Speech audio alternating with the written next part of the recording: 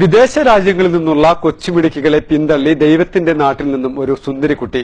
King and queen മത്സരത്തിൽ താരമായ കൺമണിക്ക് ആരാധക പ്രവാഹം.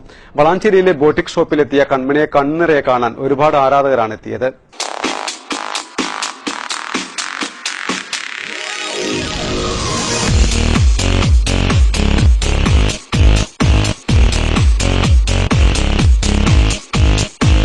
പതിനൊന്ന് രാജ്യങ്ങളിൽ നിന്നുള്ള കുട്ടികളുണ്ടായിരുന്നു മത്സരത്തിൽ. അതിൽ ഇന്ത്യയിൽ നിന്നും 3 കുട്ടികൾ. പക്ഷേ എങ്ങനെയാണെന്നറിയില്ല, പല രാജ്യങ്ങളിൽ നിന്നെത്തിയ കുട്ടികളുമായി കൺമണി നല്ല കൂട്ടായിരുന്നു. അവിടേക്ക് പുഷ്പം പോലെ കൺമണി പെർഫോം ചെയ്യുകയും ചെയ്തു. ഇനിയിപ്പോൾ ബൾഗേറിയയിൽ നടക്കുന്ന കിങ് ആൻഡ് ക്വീൻ 2016-ലും പ്രിൻസ് ആൻഡ് പ്രിൻസസ് വേൾഡ് 2016-ലും പങ്കെടുക്കുന്നതിനുള്ള ക്ഷണവും ലഭിച്ചിട്ടുണ്ട്. അതിൽ പങ്കെടുക്കുന്നതിനെക്കുറിച്ചെല്ലാം ആലോചിച്ചുകൊണ്ടിരിക്കുകയാണ്. സിനിമയിലേക്കുള്ള ക്ഷണവും ഇപ്പോൾ ലഭിക്കുന്നുണ്ട്.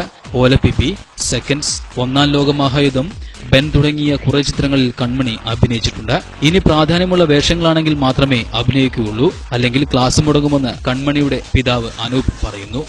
വളാഞ്ചേരിയിലെ ഡിസൈൻ ബോട്ടിക്കിലെത്തിയ കൺമണിയെ മാനേജ്മെന്റും സ്റ്റാഫും ചേർന്ന് പ്രൗഢ ഗംഭീരമായി തന്നെ സ്വീകരിച്ചു. പിന്നീട് ക്യാമറയ്ക്ക് മുന്നിൽ തന്റേതായ ഓരോരോ പോസിംഗുകളും.